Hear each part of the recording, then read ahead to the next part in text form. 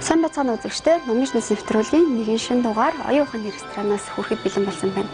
Энэ 7 хоног номын ертөнцид олон сайхан шинэ ном нэмэлсэн сайхан 7 хоног болж байна. За мөн олон сайхан үйл явдал ч гэсэн номын ертөнцид өрнөсөөр байна.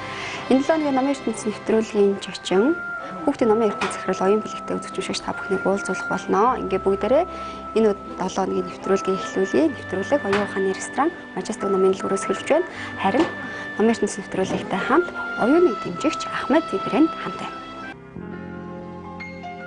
Өнөөгийн нийгэмд ялангуяа Монгол бүсгүйний гоо үзэсгэлэн авч үзэхдээ хэтэрхийн нэг талыг барьж гадаад өнгөн талын сайхныг багтан цаашаах байдал нэлээд түгээмэл юм. Сайхан төрөг санааных номын зохиогч Эрхэнбаяр үүлжээ. Түүний бодлоор төгс сайхан эмэгтэй гэдэг ойлголтод эмэгтэй хүний дотоод гоо сайхан илүү их ач холбогдолтой аж. Иймээс энэ тухай ном бичгээр шийджээ. Зэрэг ном маань хувь хүний хөгжлийн зөвлөмж хэлбэрээр бичигдсэн ном байгаа. Ер нь манай монголчууд бол сайхан төрөх заяаных, сайн явах санааных гэж ярьдаг штэ тий.